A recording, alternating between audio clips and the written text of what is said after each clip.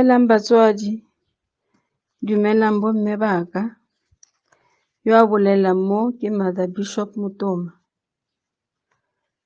Ke bua le lona bomme gompieno jaaka re le mo kgweding ya bomme e le kgwedi ya rona ya August. Batswadi ba ka, ke le rata lotlhe le bantle lotlhe. Amen. A re rapele. Inakela ntate le morwa le moya o mokgethwa. Papa, re leboga fa o santse o re babaletse le mo nakong e masisi e ya COVID-19. Amen. A re baleng palo ya lentswe la rona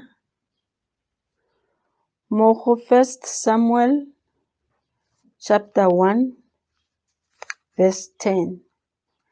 Hana a lela thata, a rapela morena ka pelo e galakang. Leo ke lentswe la Modimo. Bomme ba ka, jaaka re le bomme ba thapelo, a re tshwaneng le mme Hana. Mme Hana yo a neng a jua ka ditshego, a tshegiwa ka na sena bana, fela ga a ka ineela, a dula a le mo thapelong ka metlha le matsatsi, a nna le lekunutu la gagwe le morena wa gagwe. A le rona bomme ba ka ba lerato, re dule mo go Jesu, re tle re kgone go ntšhwafadiwa. A re dule re le mo thapelong, re seke ra be ra lapa, gonne ka thapelo morena o tla re direla motlholo. We must never give up.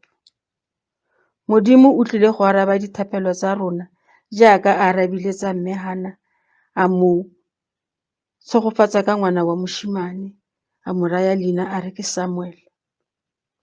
A re ipoleleng re le bomme re tla kgona.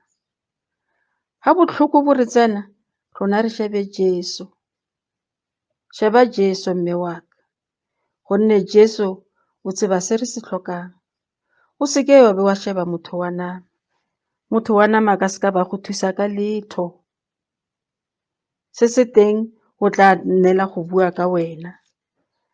Jesu a ka seka ba bua ka wena. Jesu ke ene setlhare le injection ya rona. A re beng tshepo ya rona e feleletseng le ditumelo tsa rona tse di feleletseng mo go Jesu. Morena a le dire hantle. Amen. Tla re leboge. Papa, re leboga mosa le mogau wa gago ka ona maphelo a re fileng ona senatla sa legodimo. Re dire ka go loka Papa, o re rute go itse fa re tshwanetse go go leboga ka metlha le ka matsatsi. Amen.